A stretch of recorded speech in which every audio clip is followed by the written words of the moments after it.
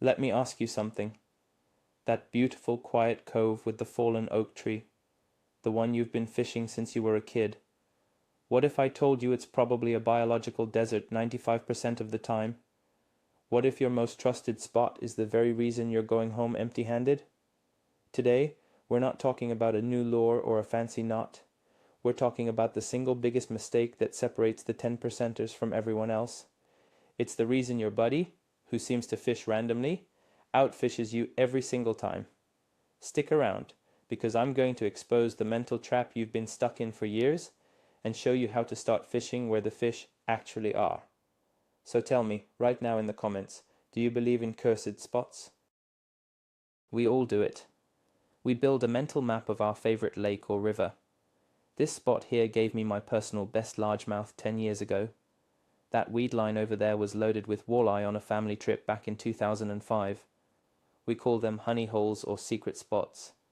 But really they're just memories. Fishing becomes a pilgrimage to these monuments of past success.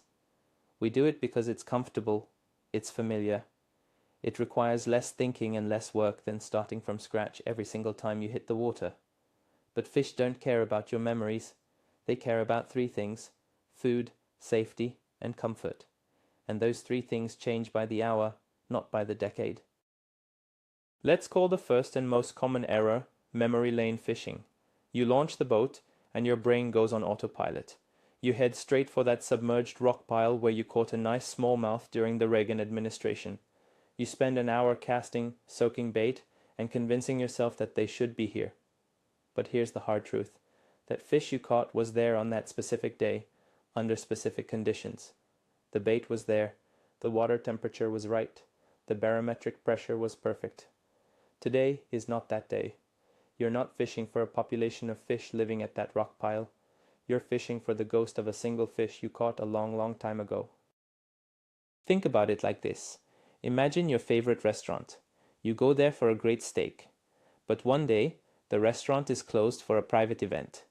Do you sit outside the locked door for 3 hours, waiting for them to serve you a steak anyway? Of course not. You'd check your phone, find another steakhouse that's open, and go there.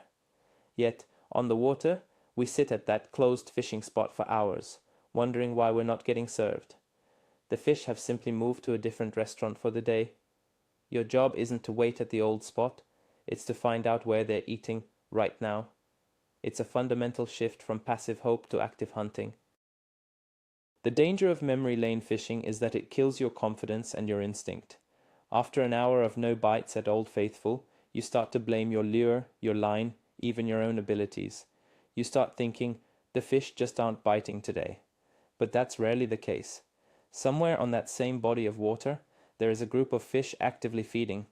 But you'll never find them if you're anchored to a memory.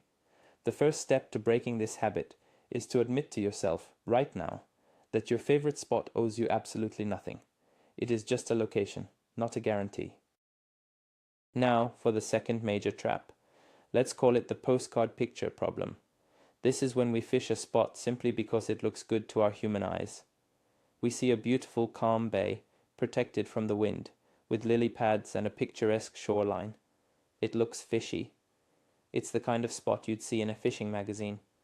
So, we spend half the day there. But what looks good to us can often be a dead zone for the fish we're targeting. That calm, protected water might be too warm in the summer, lacking oxygen. Or it might lack the current and structure that congregates baitfish. We are seduced by the aesthetics of a spot. A perfect example is the classic fallen tree. We see a big tree in the water and immediately think, base. And yes, sometimes they hold base. But have you ever actually checked it? Is there deep water access nearby? Is there a current break? Is there bait in the area? Or is it just a random log sitting in a shallow, muddy, lifeless flat? We fish the idea of a fallen tree, not the specific reality of that fallen tree. The pro angler doesn't see a tree. They see a collection of variables: depth, cover, forage, current, and shadow. You need to stop seeing postcards and start seeing a puzzle. The antidote to the postcard picture problem is to ask why. Before you make your first cast, ask yourself, why would a fish be here right now? Not, why could a fish be here? But why should it be here? Is there a drop-off creating an ambush point? Is the wind blowing bait into this corner? Is there a subtle transition from a hard bottom to a soft bottom? If you can't come up with a good logical reason based on the current conditions, then no matter how beautiful it looks, you're probably just fishing a pretty picture. Move on. The third trap is the most insidious because it's driven by pure laziness. It's the convenience trap. This is when you fish the first point you see from the boat ramp, or you only fish the bank that's closest to the parking lot, or you anchor up right in front of the prettiest cabin on the lake. You're letting ease and convenience dictate your fishing strategy, not fish behavior. Fish don't care that you had to drive 3 hours to get here and don't feel like a long boat ride. They are where they are, regardless of how convenient it is for you to get to them. I see this all the time on weekend mornings. The first 200 yards around the public boat launch looks like a naval fleet. Dozens of boats, all casting to the same easily accessible spots. They're fishing there because it's the first place they could stop.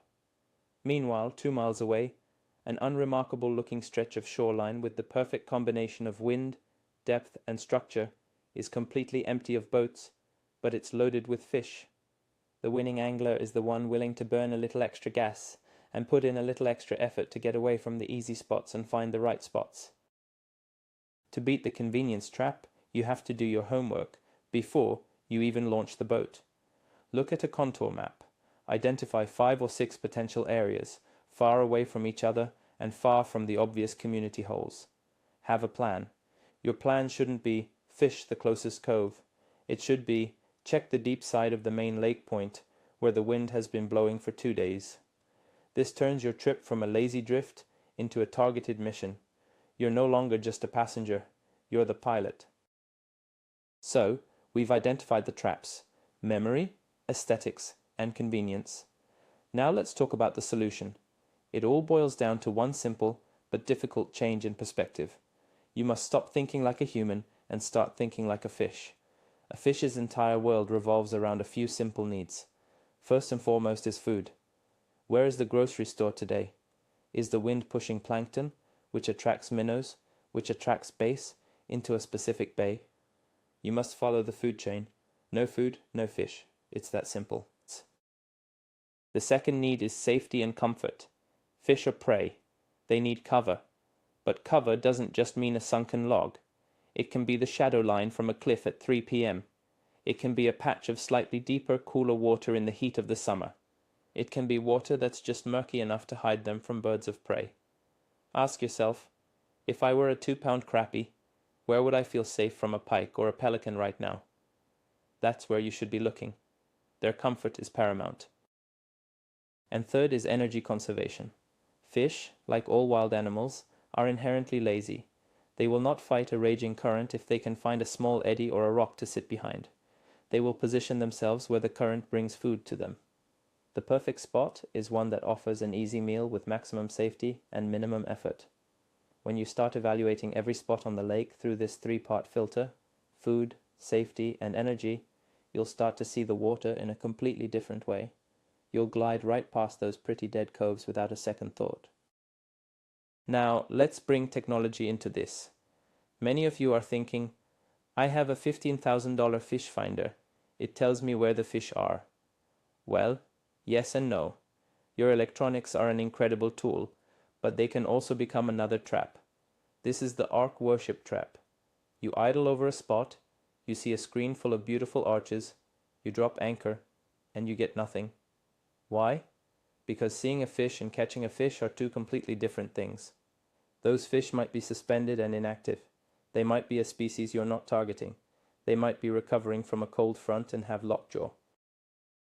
Your fish finder is not a fish catcher. It is an information gathering tool. It tells you about depth, bottom composition, and the presence of something.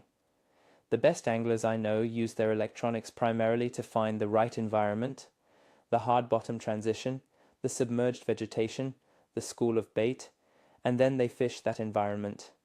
The presence of predator fish is a confirmation, not the initial goal. If you find the food and the right habitat, the predators will be there eventually. Don't just hunt for arches. Hunt for the reasons the arches should be there in the first place. Here's a practical tip.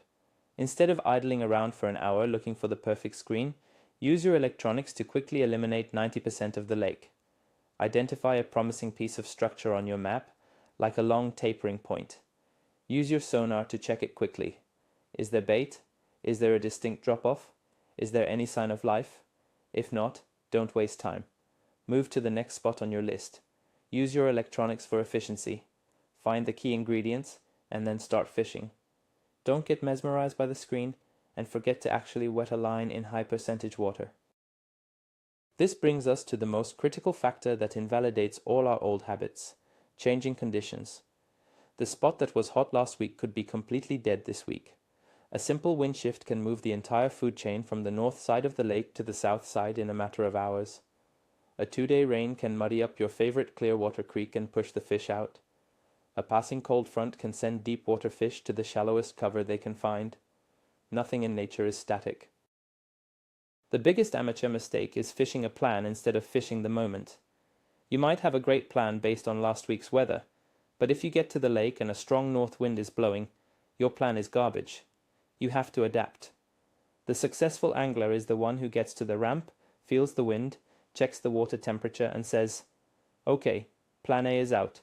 Based on this wind, the fish have probably been pushed onto the south-facing banks. Let's start there." They are reacting to reality, not to a preconceived notion. Think of yourself as a detective arriving at a crime scene. You don't decide who the culprit is before you get there. You arrive, you observe the evidence, the wind, the clouds, the water clarity, the bird activity, and then you form a hypothesis. My hypothesis is that the walleye will be on wind-blown rock piles in 12 to 15 feet of water. Then you go and test that hypothesis. If it's wrong, you don't keep trying it for 5 hours.